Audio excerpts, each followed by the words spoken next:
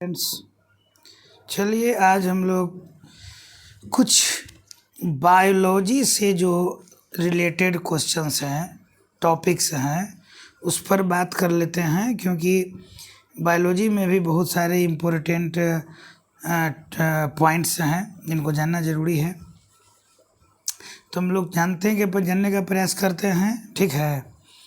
तो मुझे उम्मीद है कि आपको ये वीडियो बहुत पसंद पड़ेगा और बहुत कुछ जानने का मौका मिलेगा, ख़ास करके जो कंपटीशन की तैयारी में बच्चे हैं उनके लिए। तो शुरू करते हैं हम लोग, ठीक है। चलिए, तो देखिए, केंचुआ तथा जोंक कैसा है? द्विलिंगी है, बाइसेक्सुअल है। यानी केंचुआ और जोंक में दोनों लिंग है, यानी स्त्रीलिंग पुल्लिंग दोनों एक ही जीव में पाया जाता है, ठीक है ना। जंतुओं का सबसे बड़ा संघ जो है कौन है? आर्थ्रोपोडा है। जब जंतुओं को कई वर्गों में, संघों में विभाजित किया गया है, तो उसमें सबसे बड़ा जो संघ है वो क्या है? आर्थ्रोपोडा है। अब देखिए अगला, घोंघा, सीप, अंडा का कवच, जो ऊपर वाला अंडा का होता है वो सब कैल्शियम कार्बोनेट का बना होता है। तो क्वेश्चन अगर आता है कि अंडा का ऊपरी जो कठोर परत है वो किसका बना होता है? कैल्शियम कार्बोनेट का। सीप का ऊपरी परत का कब कैसी का बना होता है? तो कैल्शियम कार्बोनेट का। घोंघा का ऊपरी परत है जो किसका बना होता है?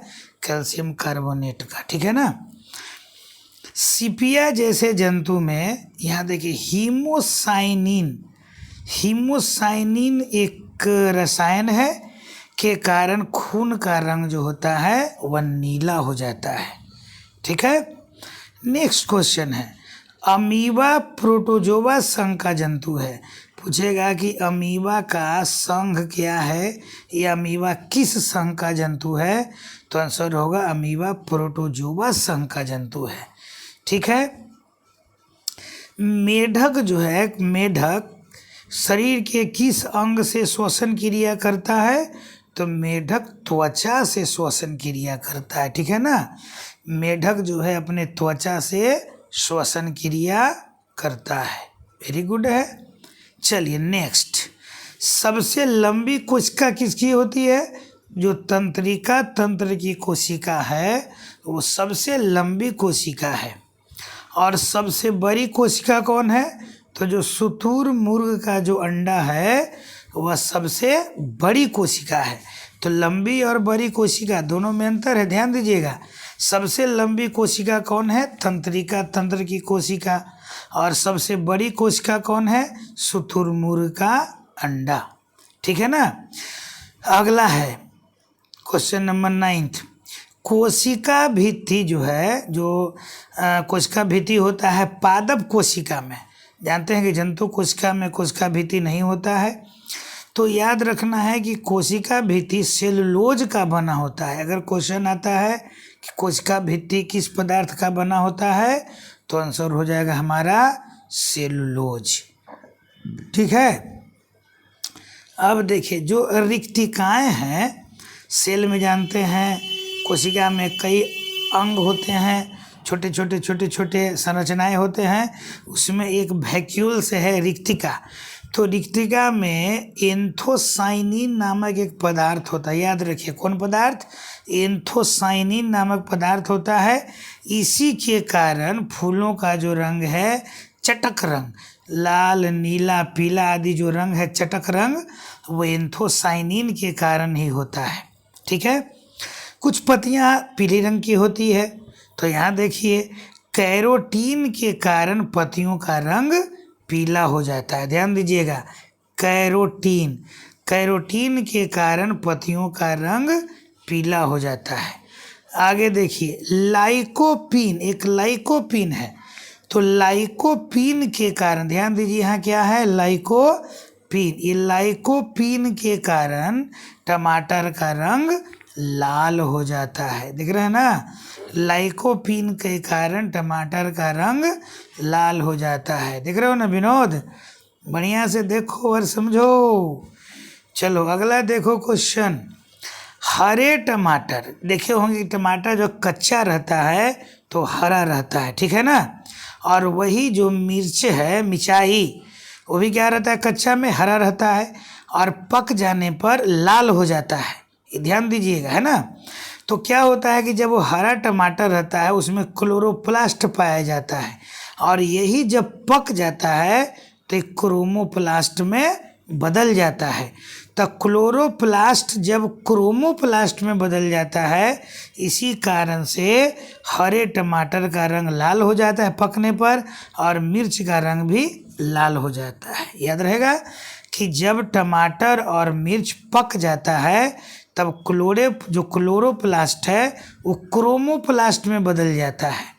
ठीक है ना, यहाँ देख लिए ध्यान से, क्लोरोप्लास्ट कोची में बदल जाता है, क्रोमोप्लास्ट में। ओके, अब देखिए आलू देखे होंगे किसान के, अगर आप बाल बच्चा हैं या घर में खेती होती है तो आलू का जो भाग मिट्टी के ऊपर रहता है वो अब देखे होंगे कि वो हरा होता है ना।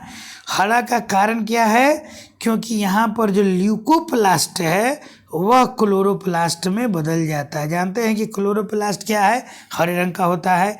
तो जो आलू का जो भाग मिट्टी के ऊपर होता है वह चेंज हो जाता है कैसी में, तो भैया क्लोरोप्लास्ट में। ठीक ना, यानी ल्यूकोप्लास्ट बदल जाता है किसमें, क्रोमोप्लास्ट में। ल्यूकोप्लास्ट बदल जाता है किसमें, क्रोमोप्लास्ट में। याद रहेगा, वेरी गुड।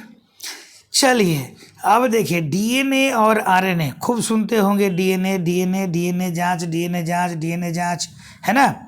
तो डीएनए में केंद्रक, यहाँ पर डीएनए केंद्रक में, सेल का जो केंद्रक है उसमें डीएनए होता है।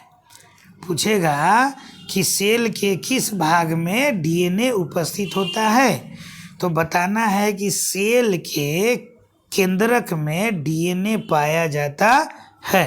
ठीक है, अब देखिए डीएनए से आरएनए का संश्लेषण होता है। जो डीएनए से ही आरएनए बनता है, याद रखिएगा कि डीएनए से ही आरएनए का संश्लेषण होता है। आरएनए का मतलब राइबो न्यूक्लिक एसिड और डीएनए का मतलब डीऑक्सी राइबो न्यूक्लिक एसिड।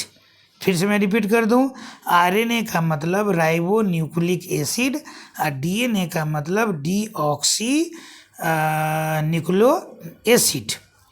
तो डीएनए से ही आरएनए का संश्लेषण होता है। ठीक है, अब देखिए आरएनए कहाँ मिलता है, तो ध्यान दीजिए डीएनए कहाँ मिला, डीएनए मिला केंद्रक में, लेकिन आरएनए जो है वो कहाँ मिलेगा, तो आरएनए केंद्रक में ही मिलेगा और कोशिका द्रव में भी मिलेगा। ठीक है ना, जो आरएनए है वो केंद्रक में भी मिलता है और कोशिका द्रव में भी मिलता है, और डीएनए है वो सिर्फ केंद्रक में मिलता है। ठीक है, चलिए अब डीएनए का काम क्या है कि डीएनए कोशिका के समस्त जैविक क्रियाओं, जितना भी कोशिका के जैविक क्रियाएं हैं उस सभी जैविक क्रियाओं को नियंत्रण कौन करता है, ये हमारा डीएनए करता है। चलिए आरएनए का मुख्य कार्य क्या है, तो आरएनए का मुख्य कार्य है प्रोटीन का संश्लेषण। ठीक है ना, तो याद रखिएगा आरएनए का मुख्य कार्य है प्रोटीन का संश्लेषण। ठीक है, चलिए वेरी गुड है। चलिए अब आगे आते हैं कि गुणसूत्र की रचना किससे होती है, तो याद रखिए गुणसूत्र जो होता है उसकी रचना डीएनए और प्रोटीन से होती है। ध्यान दीजिएगा, डीएनए और प्रोटीन से गुणसूत्र की रचना होती है।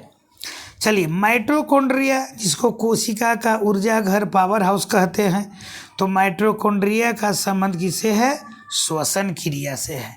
यानी माइटोकॉन्ड्रिया में ही श्वसन क्रिया होती है और श्वसन क्रिया के कारण ही हमें एनर्जी प्राप्त होती है। ठीक है, पौधों में जल का परिवहन जाइलम उत्तक से होता है। कौन उत्तक से, जाइलम उत्तक।